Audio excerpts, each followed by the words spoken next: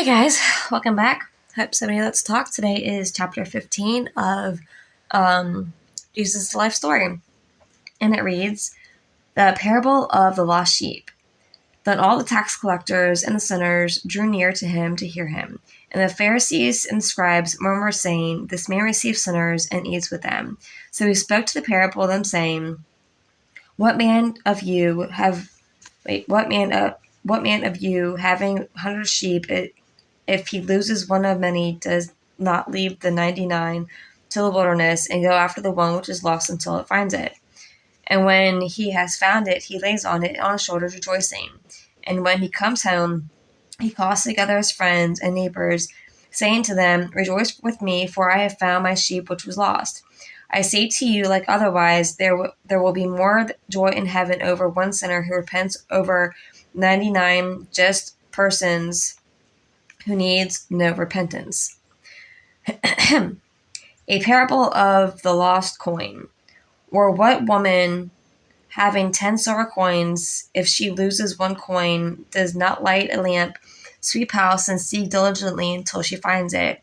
And when she finds it, she calls her friends and neighbors together, saying, Rejoice with me, for I have found the piece which I have lost.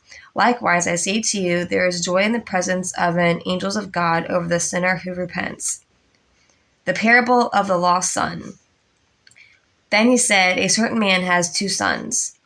One, and the younger of them said to his father, Father, give me the portion of goods that falls to me. So he divided them into his livelihood.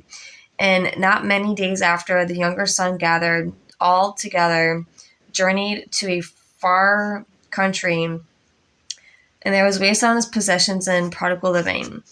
But when he had spent all, there arose a severe famine in the land, and he began that he wanted. Then he went and joined himself to a citizen of that country, and he sent him into the fields of swine. And when he would gladly have filled his stomach with the pods that the swine ate, and no one gave him anything, but when he came to himself and said, How many of my father's hiring servants have bread enough to spare, and I will perish with hunger? I will arise and go to my father, and will say to him, Father, have I sinned against heaven and before you, and I am no longer worthy to be called your son? Make me like one of your hired servants. And he arose and came to his father. But when he was still a great way off, his father saw him and had compassion, and ran and fell on his neck and kissed him.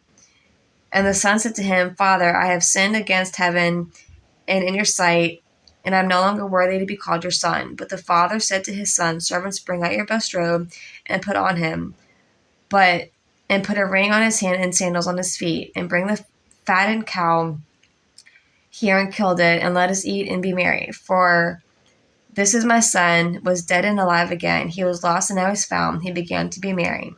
Now his older son was in the field, and as he came and drew near the house, he heard the music and dancing. So he called to one of his servants and asked what was going on, and what did this mean?